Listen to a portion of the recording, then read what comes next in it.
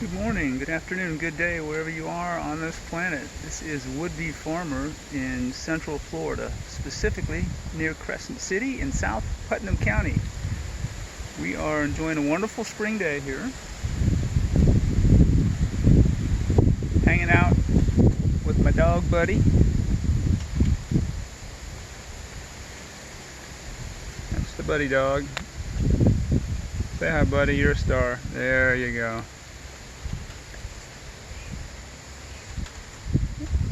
And I was contemplating a citrus tree that I'm staring at. Before we get to the citrus tree, I'll show you our driveway.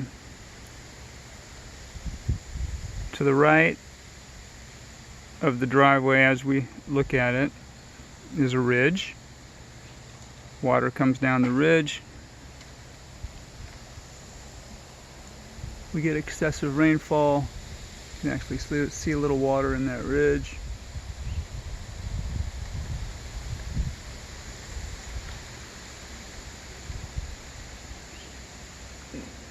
And the ridge kind of just goes away right about down there in the middle of the picture.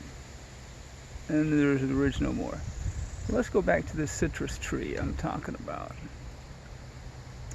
One day I was out here observing,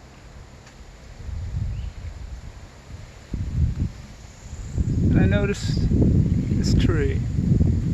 Well, full disclosure, I noticed this tree and about 4 babies next to it.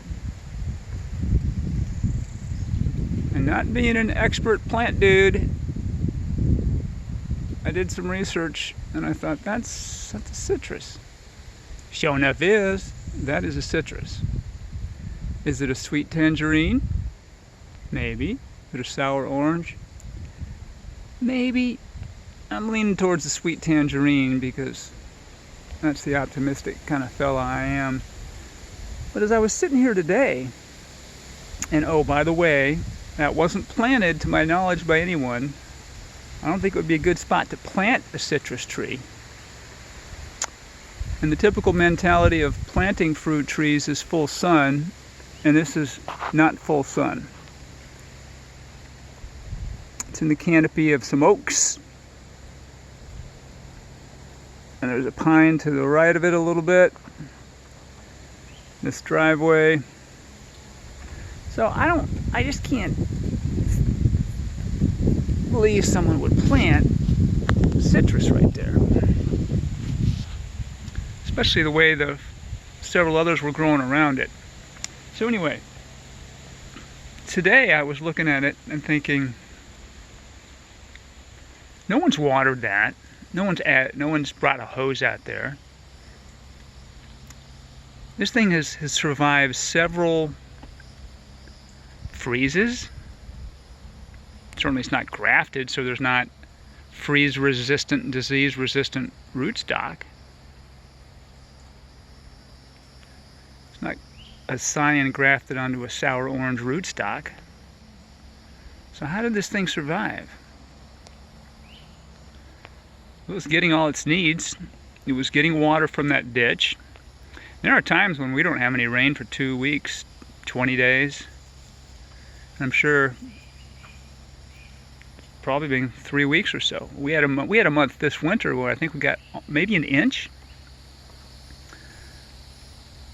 And also with these great trees around it, and all these trees, their transpiration, their circulation system where water and nutrients pass through from the roots into the trunk, into the branches, into the leaves. And they leave the stoma, I think, if I have it correct, and go up into the atmosphere. All this activity and the umbrella aspect of the leaves, of the canopy of the trees, keeps this area a little bit warmer when the area around the forest would be cooling. It also keeps it a little cooler when the area around the forest would be heating up due to its lack of protection. And I got to thinking, this is what Bill Mollison wrote in his journal. I think it was in 1959 when he said he was He was observing marsupials browsing in a Tasmanian forest. He said that we could build systems like this. We could build systems as efficient as this. So this is an inspiration for me. So often I've thought, well, permaculture sounds great. It's really good in theory, but I just don't know if I can set it up to where I don't need to water. Well, all I have to do is emulate this. If I put plants in the right spot, plants and trees in the right spot where they're getting their needs met.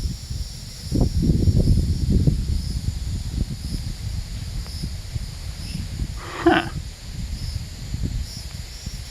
Very interesting. Anyway, I thought I'd share that with y'all. Those of you who are plant nerds and permaculture freaks like I am will probably appreciate this. But I'm going to sign off. Hope you got something out of this.